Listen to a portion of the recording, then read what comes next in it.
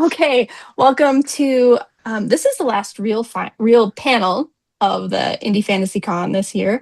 It's our wild card panel, which means we just when we were trying to decide what panels to do, somebody, I think David Green, was like, wouldn't it be fun to have a panel where there were just no rules and we just brought in fun authors and they just talked? And we were like, yeah. And so from that point on, every time they were like, Liz Delton was trying to get us to like be on topic. And we were like, no, we just want the wild card panel. So here we are, wild card panel. We did ask for questions from people in IFA, and we got a lot of them. We'll see how many we get through. And also, we could just, there's no rules, and I'm in charge, and you guys know that's not like, I'm not going to stop you. Do whatever you want. Honestly, that's I what's going think to we happen. all know why this is the last panel, Janice. It's because if and when we get in trouble, you can just be like, that's it. And we're And done. like go black Yeah. screen. Yeah, I can at least stop recording. And Yeah. but I might be able to shut everything down. I don't even know. They left me like this is ridiculous that I'm in charge. Okay.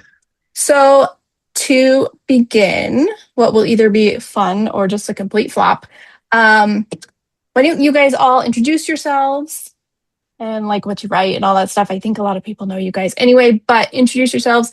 And also I want to hear what the worst part of writing is for you. Ugh. I'm going to start with Rachel because she looks stressed about that question. Yeah, right? Gee, I love you too, Janice. Hi, I'm I knew you Rachel did. Retter.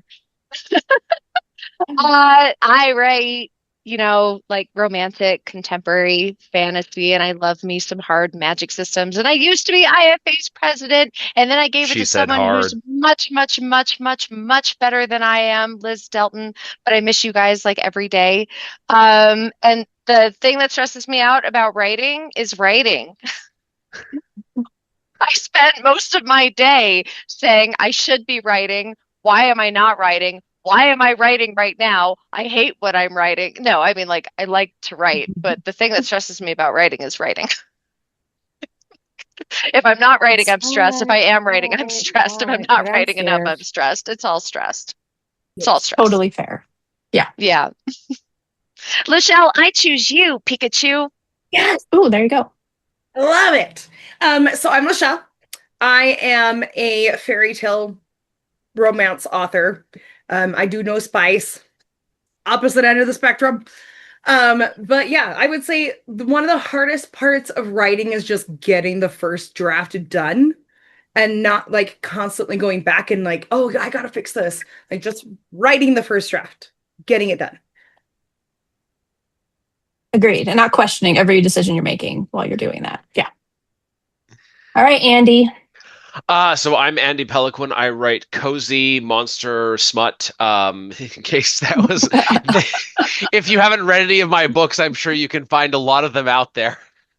No, I write dark fantasy. I wish that I could write some of the steamier and spicier stuff. That's probably the thing that I'm struggling with the most as an author right now is I'm finding my limitations in certain things, and like no matter how hard I try, I cannot crack it. Like I do not have the brain or the vocabulary to write like the steam and spice stuff. I can do the romance, like the dynamic between the two characters all day, every day. But then all the sensory details and all of that, I just can't do it. There's a sheet that I have bookmarked. And again, like I'm not like a smut writer, right? Absolutely nothing against smut writers. Smut is great, but like I don't actually write smut. But I do have this bookmark page and it's a bunch of synonyms for like what's the rating really quick, Janice, of this panel? Wild card, Okay, Rachel. I don't know. this is great. I'm in the right place. It's like synonyms of like bulls and clit and dick and like the fact that the list is like 2 or 3 pages long scrolling is remarkable. I mean, there's like I don't think there was velvet wrap steel, but it starts getting to that level of penis once you get to the bottom. But Andy, you and I, we You kind know of what? We casually just talked about yeah. Yeah, 2027, about maybe teaming yeah. up. So it's possible. It's possible we could get some steam from Andy. It would be hilarious to do like a Grumpy Sunshine thing where it's like someone is like black and broody as the hunter and somebody is like crazy colorful as Talia. I think that would be an amazing, ridiculous story. That would be so much fun. I'm game. Let's do it. Let's do it. Perfect. So you guys are, well, first, you're totally jumping ahead because I have a question about that, which I'll bring back in 1 second. But I do want to point out that someone in the chat did mention that their children are in the room. So we'll just drop the rating to whatever is appropriate. There we are. From now on. Do my best. All right. No, one of the questions really was, could you see yourself co-authoring with another panel author and why? And if not, just another indie or indie author, famous author. Boy, there's lots of choices. But you can't pick someone you've already written with. Oh, hang on. Yeah. Zack Argyle is here. Hang on. Welcome, Zach. Look who I gotta decided go. to show up. We can Hi, start Zach. answering that while you guys are getting him All right. hint. Oh, he is. Zach. Actually, hang on. Just Sorry. let's have Zach introduce himself real quick. You're supposed to introduce yourself and tell what the worst part of being an author is. Oh, I'm Zach. Hi, I write epic fantasy, best known for my Threadlight trilogy. The worst part about being an author is balancing your personal life with your author life, and then coming late to events. Yeah. Yeah, that's a tough one.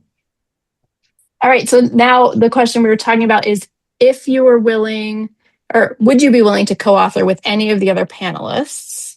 And if not any of the other panelists, another indie author that you know of. Oh, totally. I'd do it with And any of you guys. Rachel and Rachel Everyone and Andy were on just this telling call. us.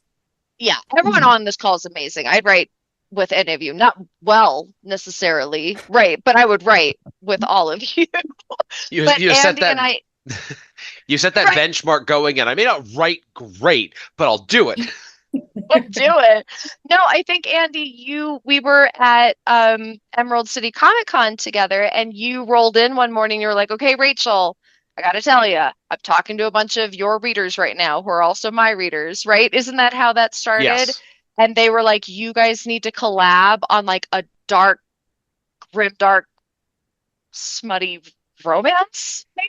I don't think there were genres applied to it. It was just like it's basically I Collab. need to write all of the killing and then you need to Okay. write all of the romance and together sort of the total will be greater than the sum of its parts. Yes, hands down. I'm 2027. Here we come. Let's do it. Hell yeah. That's better than my initial thought there, Rachel, because I heard grimdark and smut, and I immediately thought of like bloody smut, and I was like, that feels wrong. I don't like that. Your ideas sound better.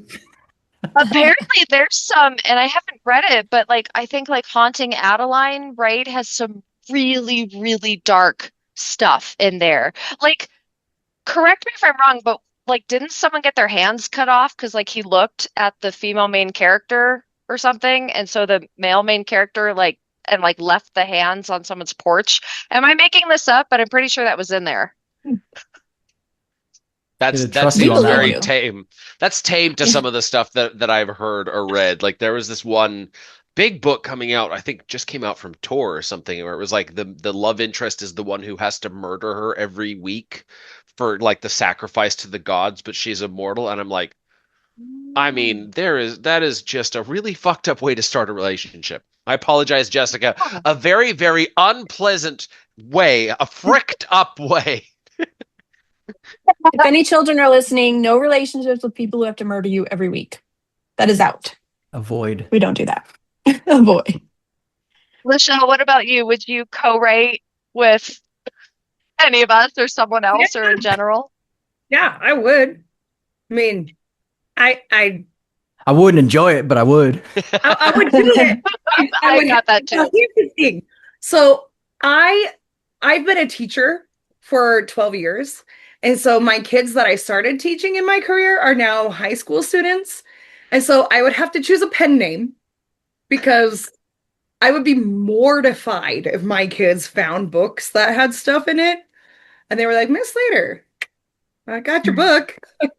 No, thank you. I didn't know there were so many synonyms for these types of body parts. Doesn't surprise me. And I'm going to insult you all by saying that I would not co-write with any of you because I cannot imagine co-authoring a story. Like, I think I would hate every second of it.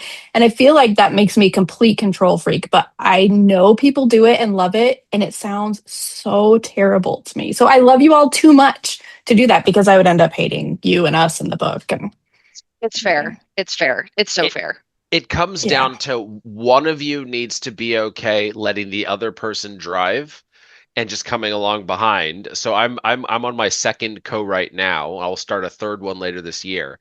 And so far I've been the driver. So it's easy for me to be like, I'm just bowling ahead and the person comes along behind me and adds stuff. But I don't know. I don't know if This is gonna be me and Andy as we're driving our car. I want you guys to have the driver's ed cars where there's the 2 steering wheels and the 2 brakes. That's what it's gonna be like. We end up going off a cliff. But what a great time it would be going off that cliff. It would Laugh be the whole way. phenomenal. Be like a blazing fireball behind us as we go off. Okay. I have these 3 questions that are like very similar and I can't decide which one's the best. So I'm just going to like ask all 3 of them. You guys can choose like which one you like or all 3, whatever, right? There's no rules. Okay. So the first one is if you could transplant a character from any of the other panelists' stories into one of your own worlds, what character would you choose? Right? So you could steal one of our characters. If you had to write one of the other authors from the panel into your books, would they be hero, villain, sidekick, damsel, or male equivalent in distress, a mentor? Like, what role would they take? Okay. And then the third one is just if you could choose one quality of the other author's writings to steal for yourself, what would it be? Ooh. But if I had to pick somebody to be a character, Rachel would totally be the like comedic bard that would just be like happy and causing chaos along the way.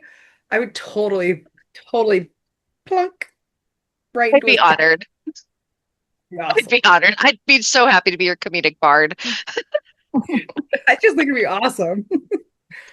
I'm saying Andy I'd have so would much definitely fun. be a villain. I'd throw Andy as a villain in my story.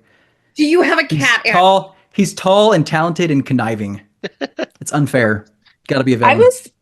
I was thinking I was going to have Zack be my villain because no one would expect it, right? They'd be like, "Oh, look, he's so I'd expect nice," it. and then no, he's I'd evil. immediately expect it. I did immediately expect it, Janice. I would.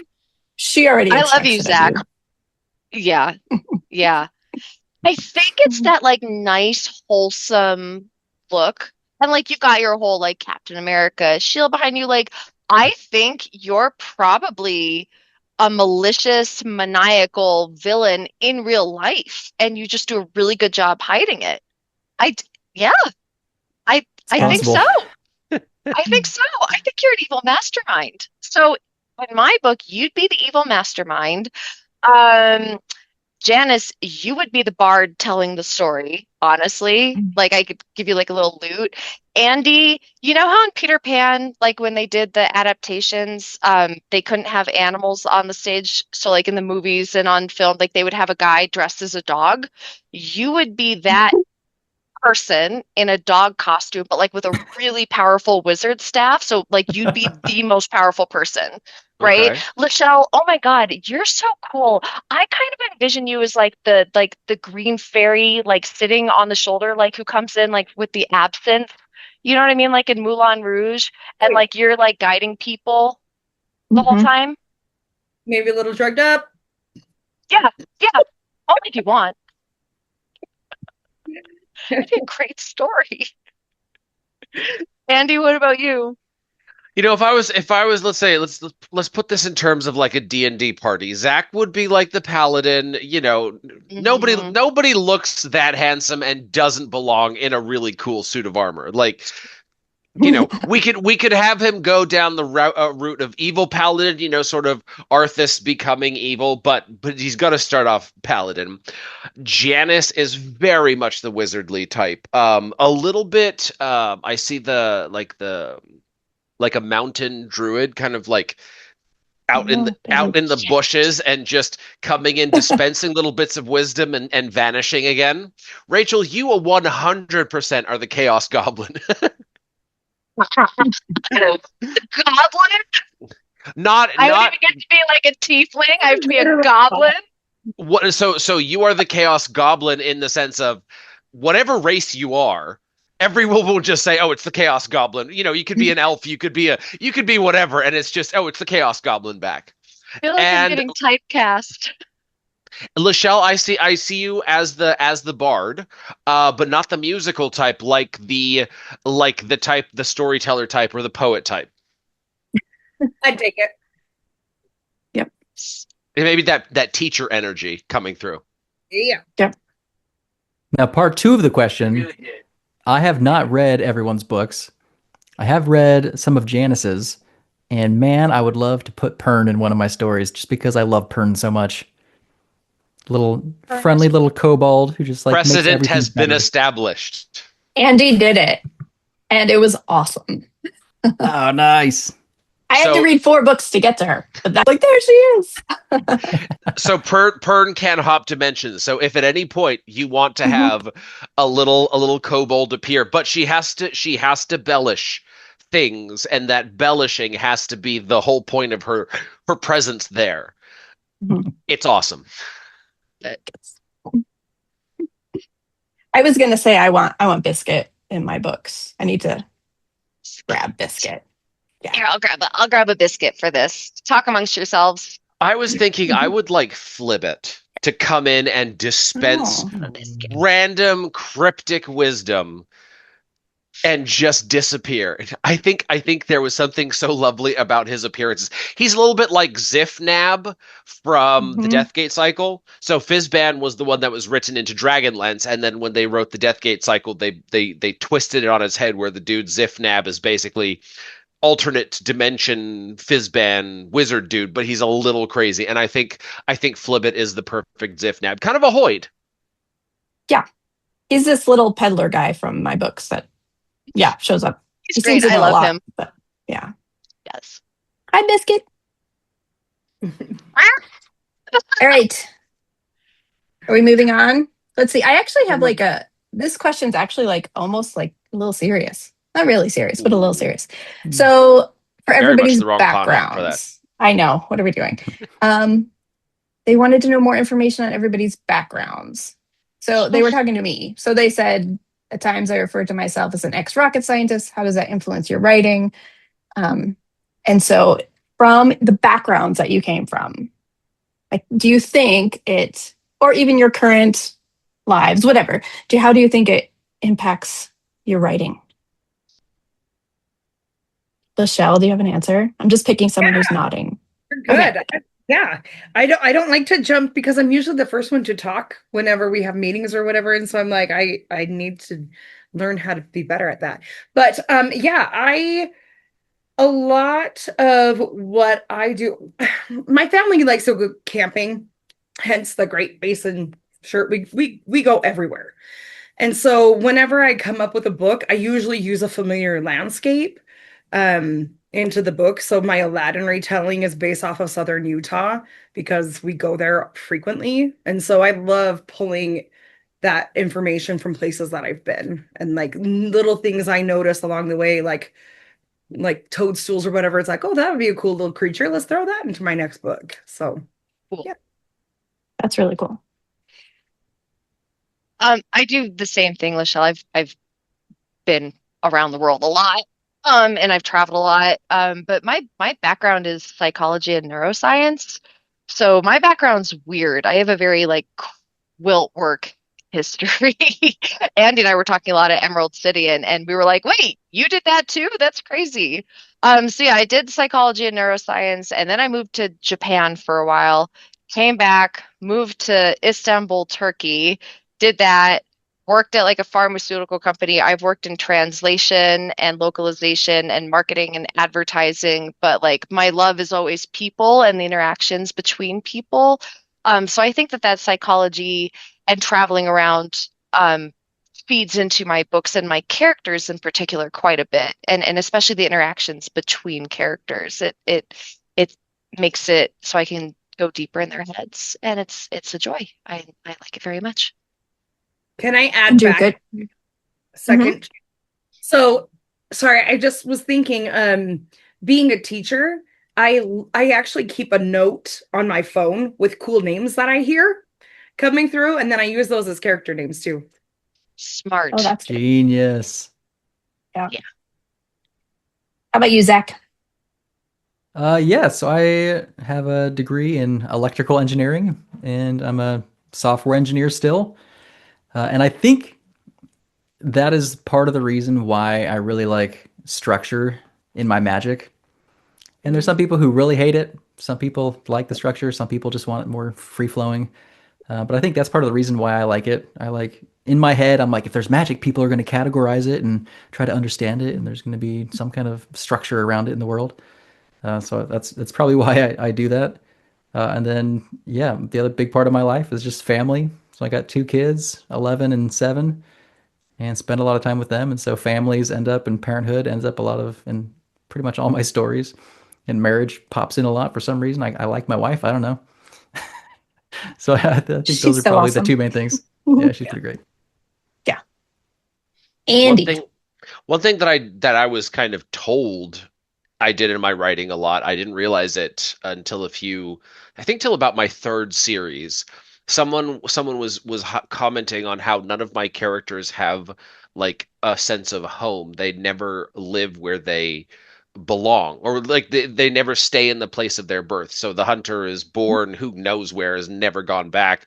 The Queen of Thieves character is sold literally by her father away from home. All the characters, there is no sense of home, and that comes directly from my upbringing, moving around a lot, never staying anywhere a long time. Like there is nowhere in the world where you can go and find any trace of my existence.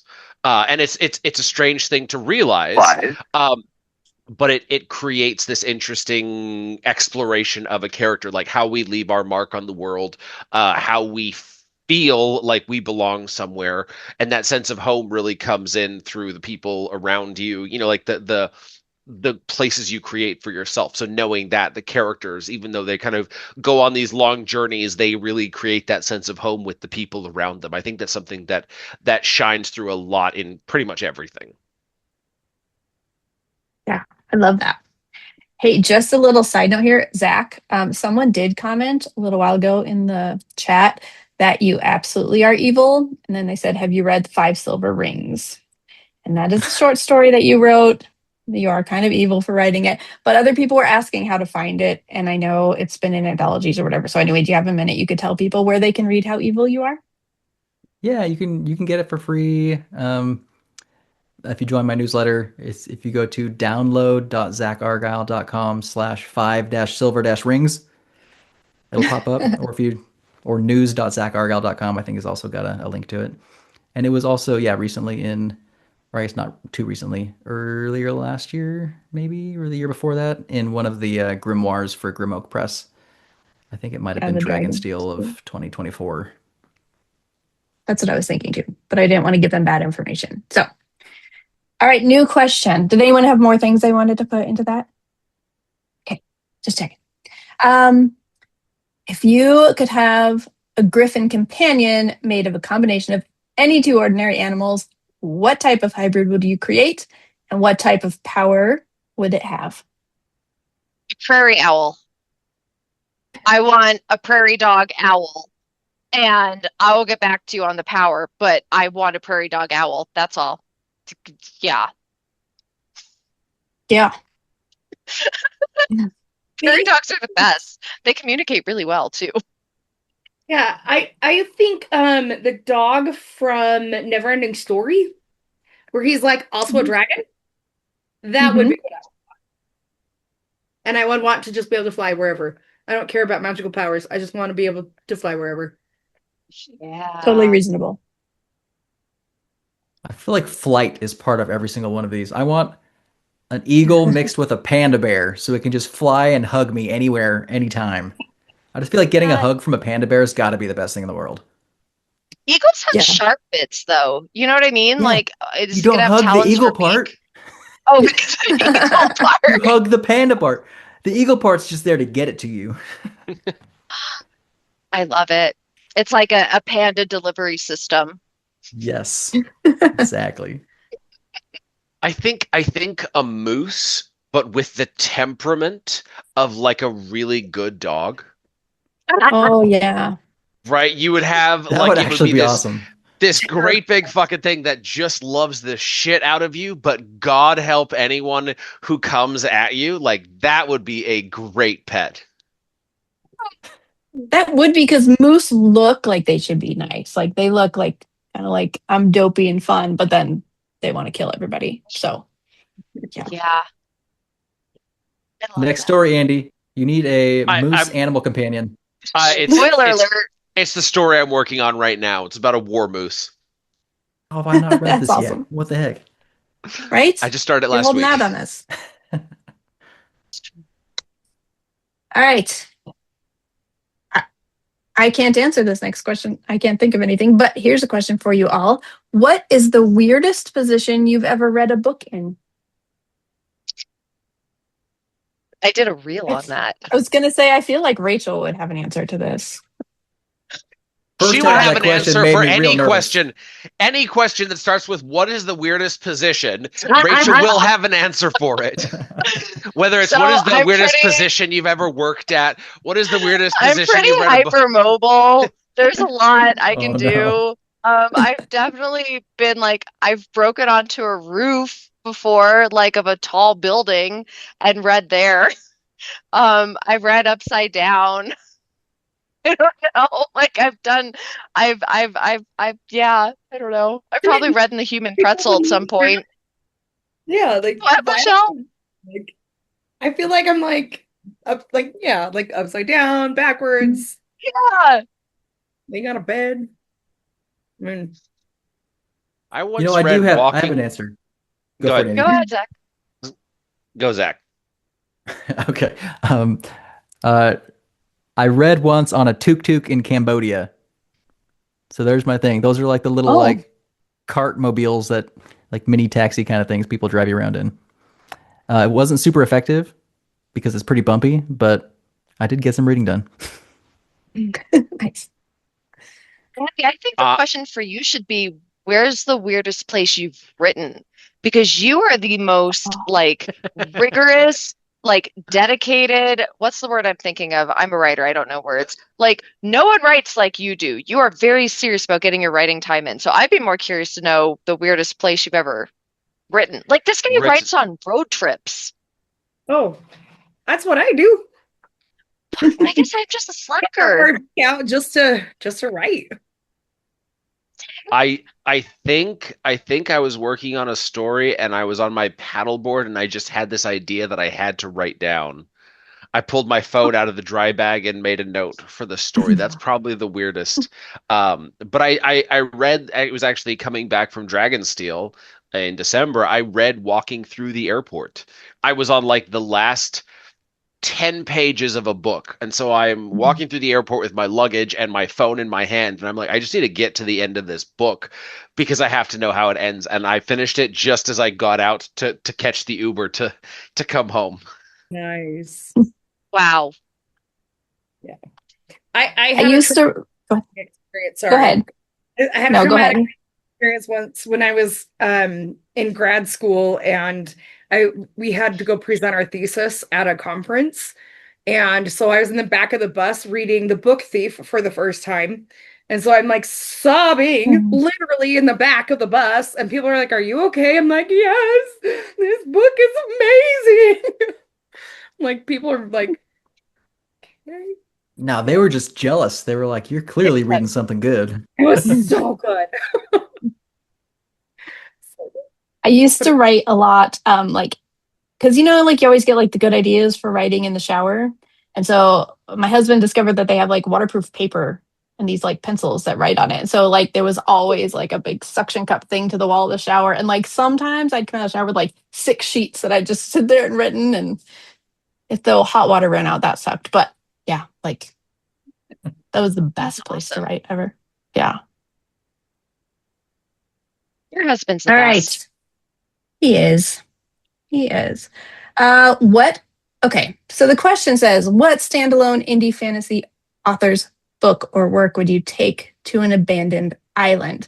But I'm just going to cut out the standalone part because it is like nearly impossible to find a standalone book because we all write fantasy. So, what book series, whatever, from an indie fantasy author would you take if you were stuck on a deserted island? I'm going to make it stay Probably indie grab author too. Andy's. Yeah, I'd probably grab Andy's because he just writes and writes and writes and writes and writes and writes and writes. So if I could get his catalog, Mm. I would be good until I died on that island, You I would have think. all the Even if I could only, firewood. yeah. I got yours, Andy. You write so much. Every book is a big chunkster too. You would have years worth of kindling in those pages. I was thinking the same thing. I was like, I just take mine because that's just a lot of books that I could, start fires with every day. I'm going to choose one I haven't talked about much before. I would bring Dirk Ashton's Paternus trilogy. It's so fun and Oh. it's so dense that I think I could just reread it over and over again and like have a lot of fun every single time. Yeah. Interesting. Lichelle? Don't know. There's so many amazing authors out there that it's like, how do you just, it's like asking who your favorite child is. I don't know. Like I would pick and choose, I'd love to read um pretty much anybody, just as long as I can have a lot. I don't have. Yeah. Like if they put us on that deserted island and just gave us like a Kindle with access to like all the books in the world, I'd be like, sweet, I'm Yeah. just here. Like this is totally fine. We'll just I wouldn't stay. even be that sad. Yeah, I'd be No, okay. Well, and there'd be I don't read a ton of fantasy because I know it feels so backwards, but like to get relief from writing fantasy, I usually really, really, really love to read like mysteries. And I love true crime stuff. So like that's what I like to read. So, but they're usually pretty short. Yeah. do the rest of you read mostly fantasy or do you read other genres? I do mostly fantasy. Same. I was gonna say, Andy, Same. if you read more than fantasy, I have no idea how you do it all because you have so many reviews for fantasy books. Well, so Yeah. I read mostly fantasy because that's what like the audience wants. I'm doing a lot of lit RPG right now because, day job stuff. But then I get, like sci-fi and stuff, and I like it. The occasional cozy, the occasional romantasy. If anything catches my eye, I'll add it to my list. Rachel, Oh, did I? Oh, I just chimed did in you? and Just it's fan. all fantasy. Like if it doesn't have magic, not super interested in it. Magic and kissing though for me is best. This thing Zach. is magical, Rachel. Yes, sir. Yeah, I also mostly read fantasy. Yeah. Yeah. I like all kinds of it. All right. The last question of this little set of three was, I think, really important and it has a parenthetical, which I think is essential to the question. So this just says chocolate or vanilla. There is only one right answer, and it does not start with V. And I would agree with that. But go ahead, chocolate or vanilla? Chocolate. Hmm. The darker Chocolate. the better. Mm. I will argue that Moose Tracks is just better with a Mm. vanilla base than chocolate base. A lot of the best ice creams require a vanilla base to have that nice contrast of flavor. Chocolate is chocolate. Always awesome. There's a lot of I don't love moose talk. chocolate. I don't love chocolate. I really don't.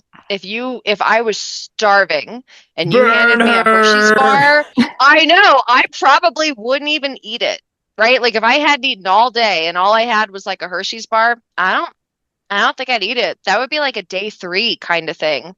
So I guess vanilla, but honestly, hand me some Sour Patch gummies any day, and that's where I'm at. That's I fair. do love fruity stuff too. Yeah. I love fruit stuff. Yeah. Yep. Gummies. I love anything with gummies. Right? when when we go to Cold Like, Stone, my youngest, there we go. My youngest orders raspberry sorbet with gummy bears in it. And he thinks that's like the thing to buy at Cold Stone. So That does the sound gummy pretty bears great. get hard because they're kind of Sounds frozen. good. So it's like gnaw on them to get them soft again. But there you go. That's his choice. Zach, did you answer? Oh, it was chocolate. Chocolate. Yeah. But Janice's comment made me think of a quick little story from my life. Ooh. When I was in fourth grade, we had to come up with an invention, and everybody was coming up with like crazy, contraptions and stuff. They were very impractical, and I was like, you know what? I'm going to invent a new food. And so I came up with something called a fruity doodle.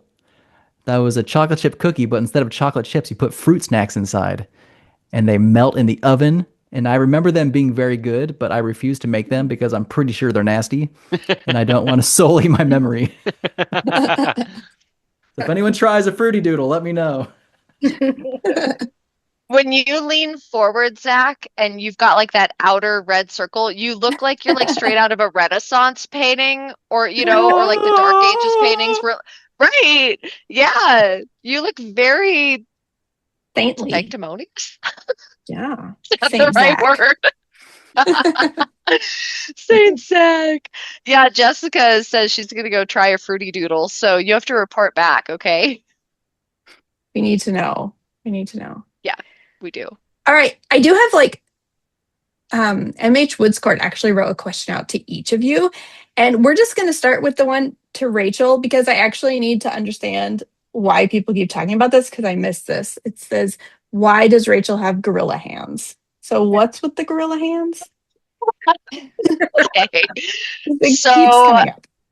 some of you may have seen I accidentally went like ultra viral, like 20 million views on a penis girth video. Yeah.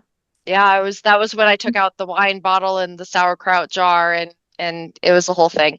And so it was seen by like everyone, including my 8-year-old neighbor. And anyway, there was one commenter because the thing was about like two hands, like she could barely fit two hands around it. And one commenter was saying something like, well, like she must have had smaller hands than your gorilla mitts, which is so funny because I wear like a size 4 ring. Like I have really small hands, so it was really funny. So I made a video and I was like, you guys, look at this comment someone left on my reel. It's so rude. Like some people's children are just so rude, I don't even have gorilla hands. And so sorry, The you question can't is, see because I'm sitting like a creep in already a dark own room. those, or did you purchase them No, I separately? did not. No, I did not. My content creator Bex was like, I feel like we need to work with this. And I Capitalize. was like, I'm getting them on Amazon right now. So now I've got gorilla hands. I don't know. Love it. Thanks. The question for Zach is, does Zach resonate with Argyle patterns? Oh, I love Argyle. Oh, yeah. That's I wear excellent. Argyle socks all the time. I only have one Argyle sweater. I need more. But Yeah, totally, I feel like you need to Argyle's wear awesome. that more. Yeah, yeah. That's good. I would be sad if you hated Argyle for some reason. Easy, yes. Oh, well, Andy, how can Andy write about cold-hearted assassins who actually have feelings? How? How? I mean, Because they are. I don't know. No one is ever really cold-hearted. I think it comes down to there are worse people in the world, and as long as the people on the other side of the blade are worse, it's easy to be like, oh yeah, totally cool. That's what it comes down to, I think. Why is Lichelle so cool? Because I don't even know. We're all right? wondering it. Come on. We are. It just Straight out of Fern Goalie. It just is. love it. Deep cut, Zach. Well done. Yeah. Awesome. I actually have a character. Well, character slash yeah. So that scene in Ferngully where they cut down the tree and then release the mud dude. I stole that concept in my epic fantasy suit. Yeah, on Ooh. the outer wall. There's a tree That that movie they is fantastic. So That good. was one of my, So and stressful. it was one of my favorites growing up, and it might have been because there's a character named Zach, but also because it's great. but also batty. I mean, Yeah. I don't think I've ever seen it, which is really weird. Like I feel like there's a set of movies, like depends on what age I was or my kids were, but I think I missed that one. Just So weird, I've right? been volunteered at everything happened at Emerald City, apparently. I'm sorry, I don't mean to keep talking about it, but at Emerald City, I believe it was Zach who volunteered my house for a giant author retreat. So apparently when this happens at my new house, and apparently readers are invited too, so sounds great. We'll put on Fern Gully and we'll watch a few of them. So yeah, Yes. already at my house. Excellent. bring all of Yeah. Yeah. I'll make fruity doodles. Go time. I'll bring the sour gummy patch candies. Yum. Group hug in the shower, David Trotter. Oh, David. David. Next question. All right. Let's cut off David needs a David here. timeout. Says. Katie, we'd have fun. All right. Oh, I got a question too. Is Janice taking on Padawans to teach of the stick figure? I am not, but I will tell you like the single piece you need to know to master stick figures because it's just like there's one piece of magic, and that is the eyebrows of the stick figure. They like change everything. The same face, change the eyebrows, drastically different thing. So there you go. If you want stick figures, go for the eyebrows. Janice, do you remember, this was a couple years ago, it was a long time ago, I really wanted to read Pride and Prejudice, but I didn't want to read Pride and Prejudice, right? Because I don't have the attention span for that style of writing. So Janice, one chapter at a time, this exists, you guys. This exists out there. Look, she It made me does. a Pride and Prejudice, but like ADHD version with stick figures.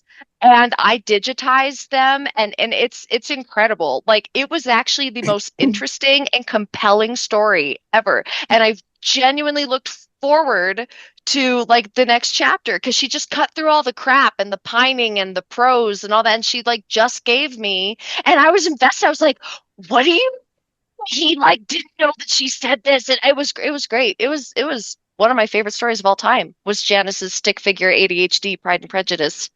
It was amazing. It was more fun to write than most anything I've ever written, honestly. It's like I one of my very favorite books. So I was like, this is great. You need to make ADHD friendly versions of all of those kinds of things we because talked about it. I'm the same We way. did. We talked about it, and then we both had the audacity of getting really, really busy. But one Right. day when we're both retired and like need a small break, Janice, I need this to happen. Okay. Yeah. It Okay. needs to happen for sure. Then we'll become billionaires from that. And all of our other writing, everyone will forget about the You know, stupid stick right? figures. Yeah, it's true. But we talked Yeah. a lot about eyebrows when you were making that. We did. Because they just We did. change everything. They change everything. Yes. There's one last question for Rachel, which is Topi is a real hero. How did one lucky pig find its way into your fantasy writing? After writing Biscuit, I decided that I wanted to do another animal, and I'm a big fan of pigs. I don't eat them, even though I really like bacon. And I thought, how fun would it be if he was an emotional support pig? And so that's how we got our little Topi buddy. Um, yeah, I really just wanted to write a pig into a story. Next is probably going to be a prairie dog. Topi was mentioned in, there was like a creatures panel earlier today, creatures and monsters and whatever. But I think both Biscuit and Topi were mentioned more than once in the I'm chat honored. about like, yes, which They're bestest boys. they are. They're so fun because I think they were spending some time talking about how many like animal companions or magical companions can have so much life when they don't speak or they barely speak, right? Like they just Mhm. have so few words. And we were just, yeah, they're great examples of that. All Yay. right. We're I like actually animal getting through. companions that can't talk. Yeah, me too. I don't know why. Keep them mute. No. Or just a few little words. All right. If you could give your 10 years younger you one tip or lesson or idea about writing or the business in general, what would it be? First of all, 10 years ago, were you writing? No. First I was few Dark I was Blade just books. getting yeah, I was maybe just starting. So anyway, what would Janice, you what give? what information would you give yourself 10 years ago? I would say that the market's going to change Mhm. because Mhm. I was doing super super super well, and then COVID hit, and then everything changed after COVID. And so just watch the trends is what I would say. I would tell myself that despite the fact that when I started writing that Game of Thrones was like all the rage, I was absolutely convinced that no one was going to want to read my stuff because it's like anti Game of Thrones in tone. And so for a long time, that really put me off. Like, I just thought nobody cares about what I would like to write anymore. Like, I'm not seeing these books in the stores or whatever. And then I actually read Lindsay Buroker's Emperor's Edge series, which I just reread like last week. And it was just so fun. And it's just like a random group of people like saving the world, just doing all these ridiculous things. And back then, she was like transparent enough to put in her blog how much she made and that she was like actually like succeeding as an indie author. And so I was like, oh, but I think I would tell myself back then, like, just do it, like, really write what you love writing because I would have failed miserably if I tried to write some other genre. Yeah.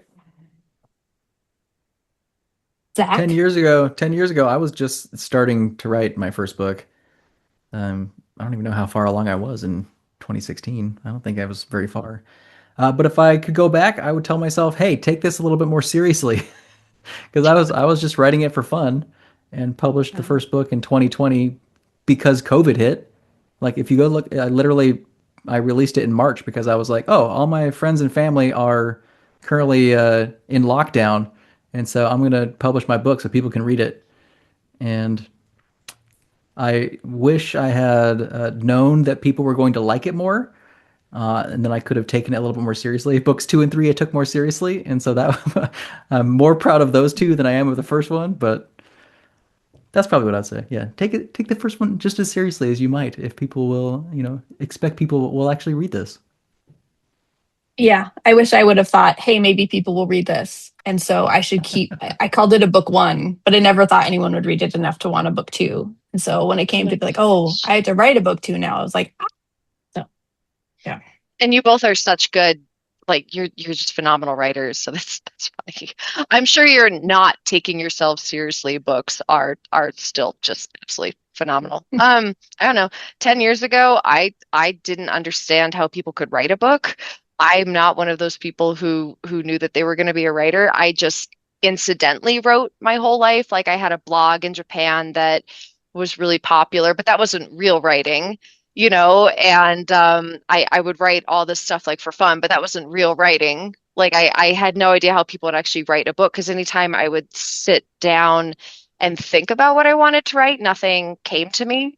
And I was under the impression that you had to have like your beginning, middle, end, like the whole thing structured out before you started. And so I waited a very, very long time because I kept hearing like J.K. Rowling knew the last sentence of the very last book before she even started writing, and Brandon Sanderson like has it all completely mapped out.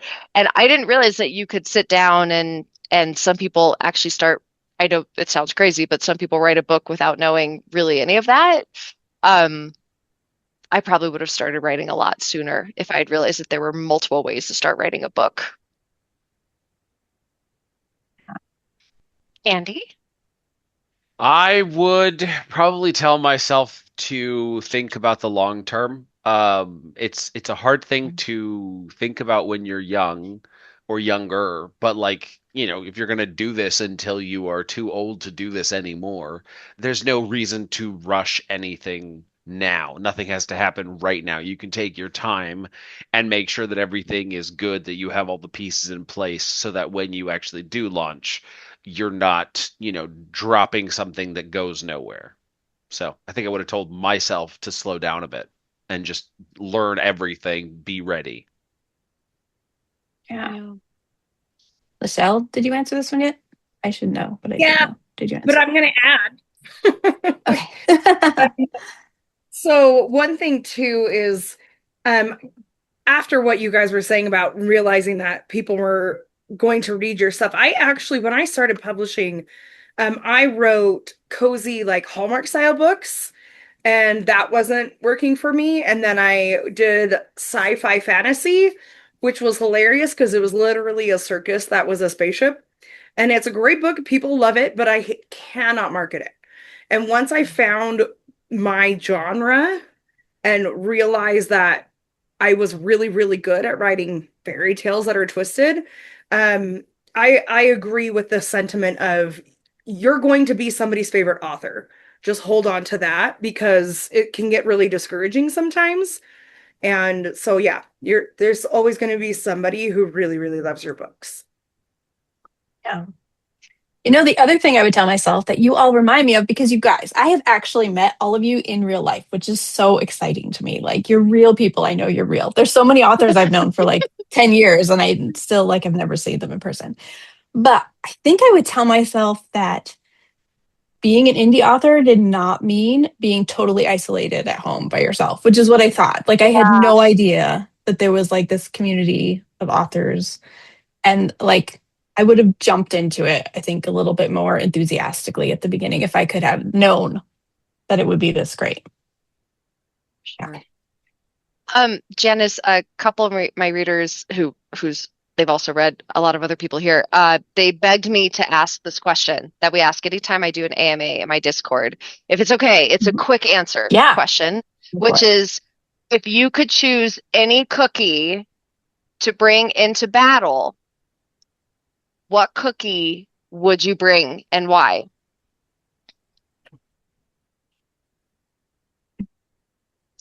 I'll start. This is the one I'm not allowed to say the same one. Anytime we do an AMA, I have to do a different one, but I'll start. I would bring biscottis, the kind that like you dip in coffee, because those things could cut a bee. So I would bring biscottis for sure into battle. Mm-hmm. Yeah, I was gonna say like no big cookies, but those are chocolatey and they will melt everywhere. So that doesn't make sense to bring it into battle. But I would probably snickerdoodles. Why snicker? You have to say why though. Why snickerdoodles? They're harder, and I feel like they could last a little bit longer, and like you could frisbee throw them at somebody's forehead. It's true. I'm getting called out for having said biscotti before, but this isn't my Discord, Lee, so I can say whatever I want here. No one knows. It's the Wildcard panel. There are no rules. It's the Wildcard panel, yeah. Yeah. What cookies would you guys bring? Janice, Zach, Andy? Double chocolate chip brownie cookies. Because why? No one can fight when those are on the table. Like, those things are just too good. Rachel still can because she won't like them. If she was your enemy, though, that would work. That could never happen. It couldn't. Zach, are you bringing fruity tooties? What were they called? Fruity doodles. How dare you? It's really hard. You did say that like the gummies get really hard in the oven. That seems pretty lethal. You could throw them like they like melt Ninja in the Stars. oven. Yeah, but it would melt and then it would cool and it would harden. No, but I have an answer. My answer is Oreos. Because they're like the perfect shield cookie because they have multiple layers you've got to get through. Such a good point. Janice, what about you, Janice? What cookie would you bring? So when my youngest was like 5, he really, really wanted peanut butter cookies. And so I was like letting him help make them. And so we're like, oh, here's the sugar and the salt and blah, blah, blah. Well, he could not tell the sugar and the salt apart and he got them confused. And so we had like a cup and a half of salt and like a tablespoon of sugar in the cookies, which we didn't eat the dough because like I always eat cookie dough. But anyway, I don't know. We didn't eat the dough. We cooked the cookies. And then we tried to eat them and we were like, oh my gosh, what's wrong with the cookies? But I feel like if you had something really salty that you were like throwing at your enemies, it would like sting their eyes, or any wounds, it would hurt in their wounds. So we're Your just gonna son take the salt cookies. may also have created savory cookies. You put some like Yeah. spicy cream cheese dip between them, and all of a sudden you have savory cookie sandwiches. Yeah, it could have been good. Yeah. I'm gonna be honest, that feels like the I- most realistic answer, right? You bring cookies into Yeah. battle, you crush them up in your hand and throw them like sand in Fling their 'em. eyes. Yeah. Yeah. I could would actually ride do into that. cookie battle with the four of you any day. I feel like we would be victorious. Those were great answers. Thank you, Janice, for letting For me ask sure. that. That was important. No problem. I probably am supposed to keep track of time, which means we have 3 minutes left. So why don't you guys tell me where everybody can find you and all that good stuff before we end here? How about Andy? You can find me on social media and my website as andypeloquin.com. And all the books up here behind me, these are my books. Michelle? I'm in Utah. Just kidding. Go find her, everybody. She has Sure. purple hair. I have purple hair. No, I'm on social media also. I'm on anywhere. I use my real name, so full name, no abbreviations. Lichelle Slater. You can find me on rachelrenner.com, just one N in Renner because Jeremy Renner is super extra. You only need one. And I'm at author Rachel Renner on all socials, and you can find me in Rachel's Renegades on Facebook, where I do like signed bananas and just like really ridiculous stuff in there. Yeah. All right. They come with Zach. a little gorilla hair too, I think, right? In the package. No, but they do sometimes come with topies, at least in the Kickstarter they will. Oh. I'm Zack Argyle everywhere. You can find me. I'm the only Zack Argyle out there, so easy to find. All right. I'm J.A. Andrews. I'm not the only J.A. Andrews, but the other one writes like thriller, psychological thriller things. Anyway, they won't look like my books, so don't pick those books, but you can find me everywhere else. And I forgot we are doing a giveaway during Indie Fantasy Con of this super cool 3D printed dragon that Melinda Cater is putting together. And so you need to know the secret words from the panel. And the secret word from our panel is wastrel. So if you guys, there's in IFA, there's a form, fill it out with whatever secret words you got, and you get entered to win this super cool dragon. It's open So international. smart. It's pretty great. So, okay, well, thank you guys very much for coming. That was really fun. And yeah, we will. There is like one more hangout that we're doing this weekend. So if people want to hang around and just chit chat, we'll do that. But thank you guys all for coming and being on our panel. Thanks for having us. Bye. Later, Bye, nerds. guys.